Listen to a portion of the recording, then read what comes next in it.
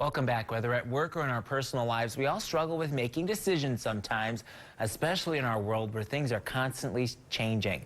So how do we sharpen our decision-making skills? Well, we turn to an expert. Here to help us out is Dr. Mike Smith. He's a 26-year veteran with the U.S. Air Force and who is now an executive coach and CEO. Dr. Mike, thanks for being with us. Xavier, thank you so much for having me. I really appreciate the opportunity.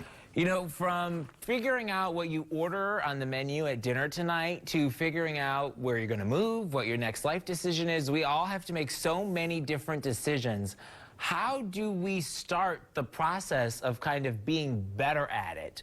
You suggest that we apply probability when we're trying to figure out what to do. Yes, yep. So that's a really solid starting point. So what we mean by applying probability is really just give some thought to all the different events that could come up as you start to go down this road of decision making. So that way, if something does pop up, you're kind of already expecting it, right? So then you've already thought about it, you can pivot and you can adjust your decision making process rather than just being narrow-minded, not considering the probabilities and then just getting smacked upside the head, and it throws you off your game a little bit. You know, each of us also has all of our life experience and our own thoughts and opinions that we bring into every decision that we make. Do you suggest that we kind of try to set that aside? I have to imagine that's difficult for many of us because that's kind of how we view the world. How do we set aside our own bias to really kind of look at the facts of the situation to make a decision? Well, I love the way you started that, saying, you know, kind of based on our own experiences, things that we've gone through, things that have worked and haven't worked. And so really the bias is that, you know, that internal prejudice either for or against something based on exactly what you said, our experiences, our likes, our dislikes. And it's kind of subconscious and on autopilot. So for us, number one, to be aware of our biases around the decision we're trying to make, and then be intentional about squashing them so they don't skew or potentially negatively affect the decision-making process. Now, biases are good. They probably served us well in certain areas.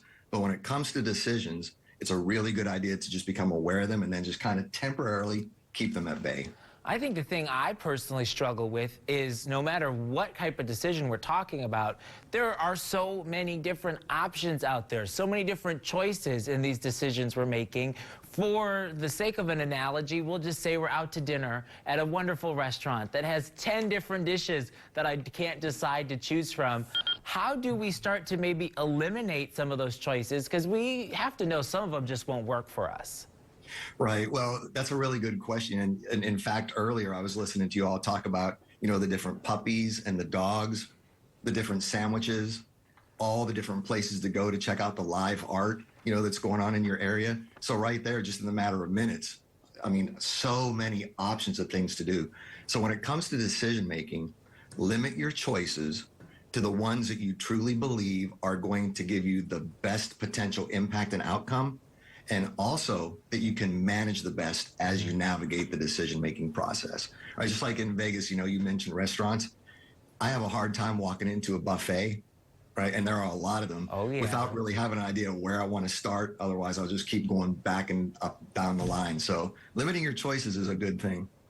And what about setting a deadline? How important is it that we have, no matter what, whether it's a decision that has a hard deadline or something that we can take our time with, how important is it having that time to know we have to have it figured out by? That's a really, really good question, Xavier, and probably the most important point, because what the deadline does, when you set a deadline, like a date and a time, it kind of creates that sense of accountability, which moves you to take action, right? So accountability and action are the results of setting the deadline. And that's really what spurs you and pushes you to make that decision and then just execute on the decision and get on with it.